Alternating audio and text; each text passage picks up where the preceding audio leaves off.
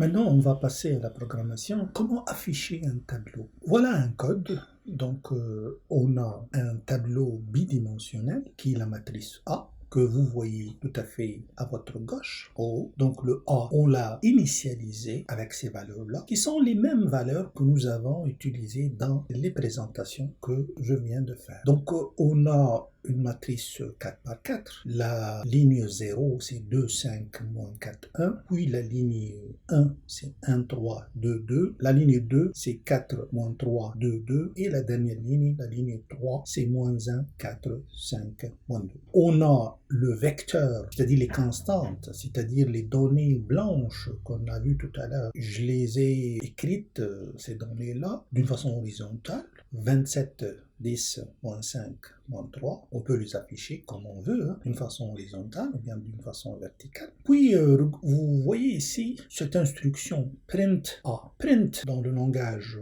Python, c'est tout simplement afficher. On affiche quoi? On affiche une matrice A. Puis après, on va afficher un vecteur B, un tableau unidimensionnel B. On l'affiche à la façon de Python.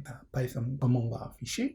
Il va tout simplement afficher ainsi. Regardez comment il a écrit la matrice. Il a écrit la ligne 0, qui est 2, 5, moins 4, 1, tout à fait à gauche, en haut. Et la ligne qui suit la ligne 0, il l'a écrit sur la même ligne, 1, 3, 2, 2. La ligne 2, il l'a écrit encore sur la même ligne, 4, moins 3, 2, 2. Bon, il a écrit comme ça parce qu'on lui a dit print A, affiche A. Il l'a affiché à sa façon. Si toi, comme programmeur, tu veux l'afficher autrement, tu dois programmer ça tout simplement. Commençons par les constantes, c'est-à-dire les données blanches qu'on a vues tout à l'heure, tout à fait à droite, ils sont 27, etc. On peut faire un petit programme tel que celui-là. Au début, print B, c'est pour vous montrer comment Python lui-même, il affiche ce vecteur. Et puis, je fais print. Print, ça veut dire affiche. Et j'ai mis entre guillemets des tirets. Tout simplement, dans ce cas-là, lorsque tu mets quelque chose entre guillemets, Python l'affiche telle qu'elle est. Tu as écrit en français, en allemand, en chinois, en n'importe quel langage. Tu as mis des symboles là-dessus, des lettres, des caractères, des chiffres, ce que vous voulez. Il va afficher la même chose que tu donnes si tu as mis cette chose-là entre guillemets.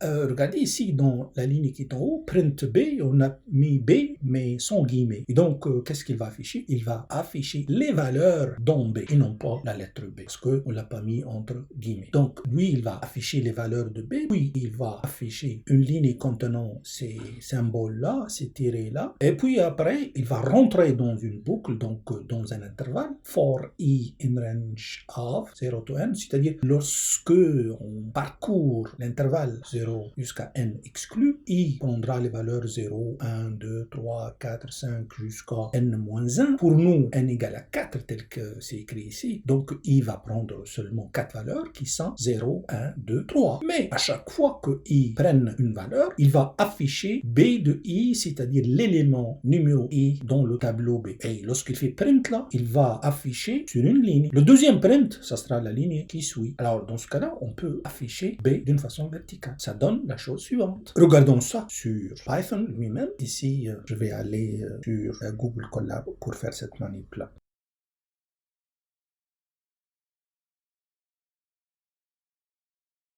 Voilà, nous allons sur un browser, Google Chrome par exemple, et on va écrire Google Colab. Voilà, il est là. Et puis, on va prendre le premier lien qui est ici. On clique dessus. Bon, on va faire cancel ici. On va enlever ça. Puis, je vais agrandir un peu. Et on voit ici, en haut, à gauche, plus code. J'estime que ceux et celles qui utilisent une version française, ils vont trouver ajouter un code ou bien ajouter un programme. Donc, c'est la chose qui est ici, là. On clique dessus. Tac. Ça ouvre une fenêtre comme ça, avec un triangle qui est ici. Donc, on peut écrire notre code là-bas. Alors, le code que nous avons, c'est celui-là. Voilà notre code. On a la matrice, on l'a initialisée. Bien sûr, il faut dire les choses correctement. Puis après, on va exécuter en cliquant sur le triangle ici. Ça donne ça. On peut enlever ça, agrandir un peu pour que tout le monde voit correctement. Et voilà. Et donc, avec ce print A qui est propre à Python, il imprime de cette façon-là. C'est pas une façon qu'on aime bien, mais mais c'est la façon par défaut. Puis, pour le vecteur B, qui est celui-là, qui a 4 éléments, si on dit print, print ça veut dire afficher, il va afficher de cette façon-là. Donc, il affiche comme ça. Chose qu'on ne veut pas, peut-être. Hein. Pour moi, c'est suffisant, mais de point de vue illustratif, c'est pas très beau. Mais c'est correct pour nous.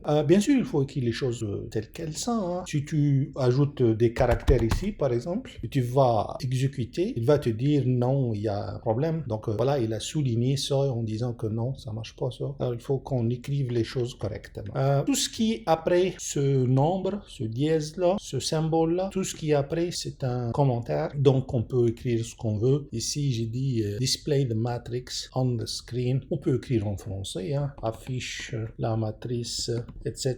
Ça change rien, c'est un commentaire qui va pas apparaître. C'est bon pour nous, mais pour Python, il va le négliger tout simplement.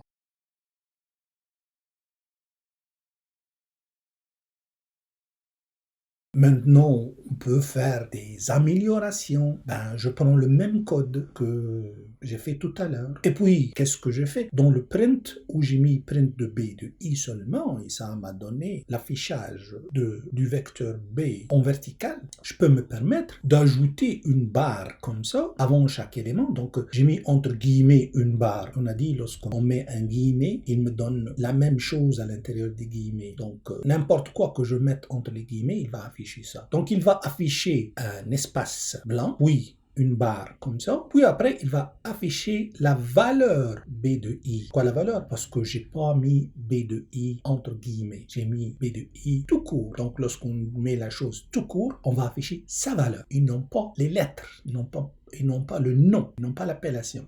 J'affiche encore, entre guillemets, une barre verticale. Alors, qu'est-ce qu'il va faire? Il va m'afficher les éléments du vecteur suivis d'une barre, mais précédé aussi par une barre. Ça va donner ça. Ça va donner la chose qu'on va voir sur Python. Maintenant, on peut ajouter des symboles. Au lieu de mettre cette barre-là, je peux mettre un dollar, un et, je peux mettre un slash t. Slash t, c'est le caractère qui implémente une tabulation. La tabulation, c'est la chose que vous avez sur votre ordinateur au haut à gauche. Donc, une tabulation, ça donne un espace de 4 caractères, un espace de 4, de 8, ça dépend comment tu programmes la tabulation. Généralement, c'est 4. Alors, ça donne un espace de 4. La tabulation est importante lorsque tu veux afficher un tableau bidimensionnel. Ça donne quelque chose de très bien ordonné. Au lieu de la barre qu'on a écrite ici, on peut mettre /n. N, ça veut dire new line, nouvelle ligne. Et donc, lorsque tu me fais /n, il va retourner à la ligne. /b, c'est backslash. C'est-à-dire, il va effacer le dernier caractère. C'est la chose que vous avez dans votre clavier, à droite en haut. Donc,